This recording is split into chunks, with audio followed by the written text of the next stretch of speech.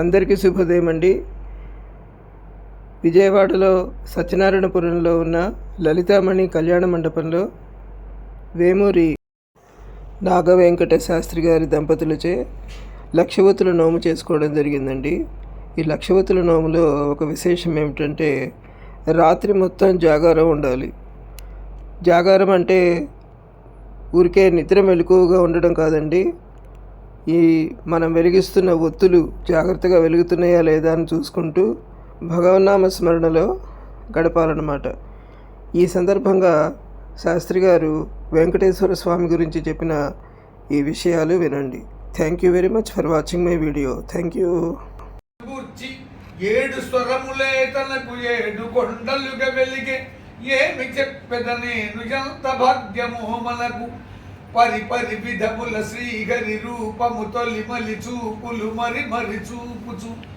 తిరుపతి వెళ్ళిన ఏ ప్రతి ఒక్కడు కూడాను ఒక్కసారే దర్శనం చేసుకొద్దామని 190 మంది అనుకోరు.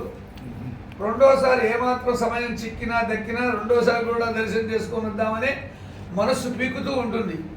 ఈ పీకుతూ ఉండేటువంటిది ఎవరు కలిగించాడు? వాడే కలిగించాడు. మిగతా 10 మంది ఏమిటి పాపం వాళ్ళకు ఉండేటువంటి హడావుళ్ళు చాలా ఉంటాయి కాబట్టి, పరివర్తన ఉంటుంది కాబట్టి, తర్వాత ఉండే కార్యక్రమాల హడావుళ్ళు ఉంటాయి కాబట్టి, తద్వారా అంతే వాళ్ళకి ఉంటుంది. రెండోసారి 100 మందికి ఉంటుంది కానీ 10 మందికి కుదరదు. కమ్మని నామం వెంకటేశ్వరుడు యొక్క కమ్మని నామం అయ్యా, ఆ నామంతో నువ్వు కృతార్థుడు అవుతావయ్యా అని చెబుతూ హక్కు భుక్తములు కలిగి మొక్కులడుగువాడు దిక్కులేని వర్కు దినము దినము కాపాడు. హక్కు అంటే నువ్వు ఎక్కడికయ్యా మొక్కిస్తున్నావు అంటే నేనేదో శ్రీశైలంలో ఇస్తున్నాను, రాజరాజేశ్వరి స్వామి వారికి ఇస్తున్నాను, లేకపోతే విజయవాడ కనకదుర్గమ్మ వారికి ఇస్తాను, ఇవన్నీ అనేక పేర్లు నువ్వు చెప్పుకోవచ్చు కాక నువ్వు ఎక్కడైనా ఇచ్చుకో, కానీ అది చెందేది మాత్రం కలియుగంలో వెంకటేశ్వర స్వామికి మాత్రమే చెందుతుంది. నువ్వు మోపుదేవి ఇచ్చుకున్నా సరే, ఎక్కడిచ్చుకున్నా సరే, ఎక్కడిచ్చుకున్నా సరే నీ సంతృప్తి కోసం, నీ మనస్తృప్తి కోసం ఇచ్చుకునేటువంటి మొక్కు మాత్రమే. కానీ కలియుగంలో మాత్రం వెళ్ళేది ఎక్కడికి? చివరికి కలవు వెంకటనాయక, నాయకుడు ఆయన కాబట్టి ఆయనకే చెందుతుంది. అది పోనీ ఎలాంటిదిగా? హక్కు భుక్తములు కలిగి మొక్కులడుగువాడు. మన మొక్కు మీద ఎనలేని మక్కువ ఎక్కువ కలిగినటువంటి మనకు ఆ జుట్టుని ఎన్ని వంకలు చెప్పుదామో, మనకు జుట్టే కనుక ఉంటే దానికి ఎన్ని కలర్స్ వేస్తాము, ఎంత చేసినా దీని మీద మొక్కు మాత్రం, ఈ మక్కువ మాత్రం మనకంటే ఎక్కువ మక్కువట. ఎంతో మక్కువతో పెంచుతాం మనం, కానీ అంతకంటే ఎక్కువ మక్కువ కలిగిన వాడు మన మొక్కు మీద ఆయనకే ఉన్నది అధీనం. హక్కు హక్కు భుక్తములు కలిగి మొక్కులడుగు వాడు దిక్కులేని వార్కు దినదినము కాపాడు. వృషభాద్రి శేషాద్రి శ్రీ వెంకటాద్రి, వృషభాద్రి శేషాద్రి శ్రీ వెంకటాద్రి శ్రీ హరి కరమునల్ కలదు వానికే సరి వరములున్న సగుట, వాని కేసరి వరములున్న సగుట, వానికే సరి వరములున్న సగుట. వరాలు ఇవ్వాలంటే ఆయనకే సరి. ఇంతేకాదు అందరిలాగా అభయహస్తం కాదు ఆయనది, ఆయనది వరదహస్తము, కటిహస్తము. ఈ కటిహస్తానికి వరదహస్తం అని పేరు. వరద అంటే ట్రూ ట్రాన్స్లేషన్ ఇంగ్లీష్లో ఏంటి తెలుసు కదా? గ్రాంటెడ్ అని అర్థం. గ్రాంటెడ్ అంటే ఏమిటి? నీకు ఇచ్చేశాడయ్యా, నువ్వు ఎప్పుడైనా సరే ఆయన దగ్గరికి వెళ్ళి నమస్కరించుకొని ఆయన సేవలు అందించి ఆయనకి ఇవ్వాల్సిన మొక్కులు తీర్చి నువ్వు వస్తే చాలు, నీ మొక్కులన్నీ కూడా తీర్చేటువంటి అక్కడ వరదహస్తం. ఆ వరదహస్తం అంటే ఇట్ ఈస్ గ్రాంటెడ్, నీకు ఇచ్చేసాడు పో. ఇంకోటి వానికే సరి వరములున్న సగుట అయిపోయింది. వానికే సరి వరములున్న సగుట. ఆ అభయహస్తం, ఆ వరదహస్తం, ఆ వరదహస్తం ఎలాంటిదట?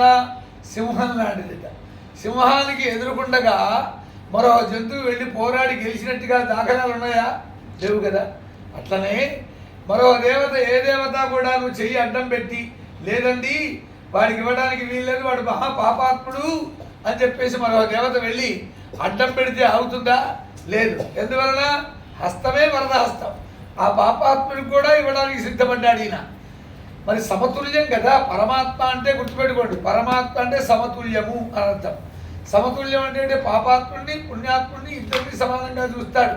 వాడి యొక్క సమయం ఆసన్నమైనప్పుడు ఎప్పుడైనా సరే ఇంకా ఉపేక్షించడు, క్షణం కూడా ఉపేక్షించడు, తీసుకువెళ్ళిపోవాల్సిందే. అది ఆయన యొక్క లక్షణం. కానీ మనం అనుకుంటాం ఎంతో పుణ్యాత్ముడండి, ఆయన్ని వెంటనే తీసుకెళ్ళాడు ఏంటండి అని మనం అనుకోవడం అజ్ఞానం. ఎందువల్లంటే ఎక్కడో ఎప్పుడో ఏదో జరిగింది. ఆ జరిగినటువంటి వృత్తాంతం మనకేం తెలుస్తుంది? ప్రతి మనిషికి పాప పంకిలాలు తెలియకుండా తరంగాల రూపంలో వస్తాయి. ఇది పూర్వం చెప్పాం, అదే ఇది. కాబట్టి వృషభాద్రి శేషాద్రి శ్రీ వెంకటాద్రి శ్రీగరి కరమునల్ కలదు వానికే సరి వరములను సగుట, వాని కేసరి వరములను సగుట. కాబట్టి ఎవరి వరాలు వారికి నమస్కరించుకుంటే, మొక్కులు తీర్చుకుంటే ఆయన దగ్గర సంసిద్ధంగా ఉంటాయి అని చెప్పడంలో ఉండే లక్షణం ఇది. కాబట్టి వానికే సరి వరములను సగుట ఫలమునర్థించు కరము తెరచి నీవు. చక్కగా స్వామి దగ్గరికి వెళ్ళి రెండు చేతులు తెరిచి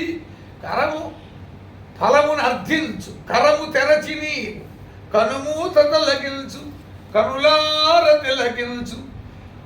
3 ఏళ్ల పిల్లవాడి దగ్గర నుంచి 90 ఏళ్ల తక్కువ వరకు కూడా ఆ పరమాత్మను సేవించడానికి కనుక వెళితే తీరా అక్కడికి వెళ్ళిన తర్వాత ఆ క్యూలో ఎంతసేపు నిలబడతాడండి?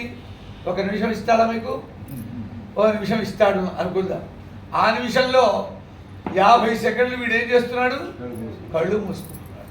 మరి ఆ దివ్యమంగళ విగ్రహం దర్శించడానికి ఇంత ఛార్జీలు పోసుకొని, ఇంత సెలవులు పెట్టుకొని, అంత దూరం వెళ్ళి, ఇన్ని గంటలు దాంట్లో నిలిచి, అంత దూరం వెళ్ళిన తర్వాత ఆ పుణ్యమూర్తిని, ఆ దివ్యమంగళ విగ్రహాన్ని దర్శించకుండా చేస్తున్న పొరపాటు ఏంటి? కళ్ళు మూసుకోవడం. అయితే ఇక్కడ ఒక రహస్యం ఉంది. కళ్ళు మూసుకోవడంలో ఉద్దేశం ఏంటంటే ఆ యొక్క ప్రతిబింబం, ఆ దివ్యమంగళ విగ్రహం, దాన్ని మొత్తం కూడా ఒక్కసారి దోచేసి తీసుకొచ్చి హృదయంలో భద్రపరుచుకుంటున్నాడు, పదిలంగా పెట్టుకుంటున్నాడు భక్తుడు. దానిలో అంతరార్థం అది. అందువల్ల 3 ఏళ్ల పిల్లవాడి దగ్గర నుంచి 90 ఏళ్ల వాళ్ళ వరకు కూడా దండం పెట్టుకోవడంలో అక్కడికే కాదు, మన ఇంట్లో కూడా దండం పెట్టుకున్నప్పుడు ఏం చేస్తాం? కళ్ళు మూసుకొనే ఉంటాం, కళ్ళు తెరిచేది చూడం. అంటే ఇక్కడ ఈ కనుమూత తొలగించి, కనులార తిలకించి అనే అర్థం ఏమిటంటే ఈ బాహ్య చక్షుల గురించి చెప్పిన మాట కాదు ఇది. అంతశ్చక్షుని ఓపెన్ చేయి, అక్కడ తెలుగు అంతశ్చక్షుని తెరిచి ఆ పరమాత్మతో అనుసంధానం చేయి. అప్పుడు అనుసంధానం చేస్తే ఈ బాహ్య చక్షుల ద్వారా అంతశ్చక్షులతో అనుసంధానం చేసి పరమాత్మ సందర్శనం కనుక చేస్తే ఆ భద్రపరిచినటువంటి మూర్తిని నిరంతరం కూడాను ఆయన దర్శించుకోవచ్చు, ఎప్పుడు కావాలంటే అప్పుడు చూసుకోవచ్చు అని చెప్పేసి చెబుతున్నారు అన్నమాట. కనుమూత తొలగించు, కనులార తిలకించు, కనుల విందుగా బ్రతుకు. ఇక్కడ ఉన్నది అతి రహస్యం.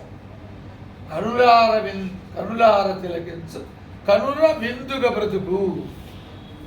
కనుమూత తొలగించు, కనులార తిలకించు, కనుల విందుగా బ్రతుకు, కరుణమూర్తిగా నీవు.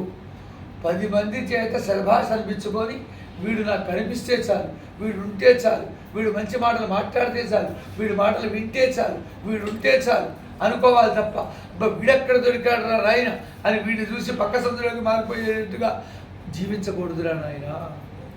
వాడంటే ప్రేమ సంపాదించుకోవాలి. అది మనుష్య జన్మకు విలువ, అది జన్మ చరితార్థం అని చెప్పేసి చెబుతున్నటువంటి మాటలో కనుమూత తొలగించు, కనులార తిలకించు, కరుణ విందుగా బ్రతుకు, కరుణమూర్తిగా నీవు.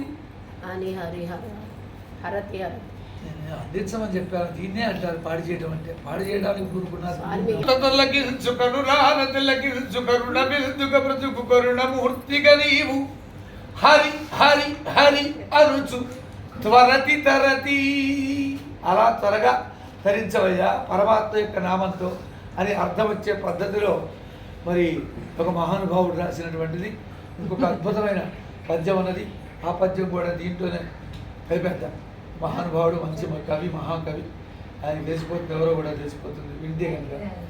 తిరునామంబులు దీర్చి దివ్యగిరిపై, తిరునామంబులు దీర్చి దివ్యగిరిపై దేవేదితో తేపై వరసంగంబులు చక్రము కలిగి వరసంగంబును చక్రము కలిగి దివ్యత్ కౌస్తుభోరస్కతల్ పరమామ్నాయ రహస్య మంత్రపదమై బ్రహ్మోత్సవ ప్రాభవ స్ఫురితానేక విధాన భావశబరీ పూర్ణాకృతి తిరుపతి ఏడుకొండలవాడ వెంకటరమణ ఇక్కడ వెంకటేశ్వర స్వామి విషయంలో ఇంకా కొన్ని చెప్పాలి మీకు, అప్పుడే అవ్వలేదు. వెంకటేశ్వర స్వామి వారి యొక్క అభిషేకం ఎప్పుడు జరుగుతుంది? మీకు ప్రశ్నలు ఉంటాయి దీంట్లో. అభిషేకం ఎప్పుడు జరుగుతుంది?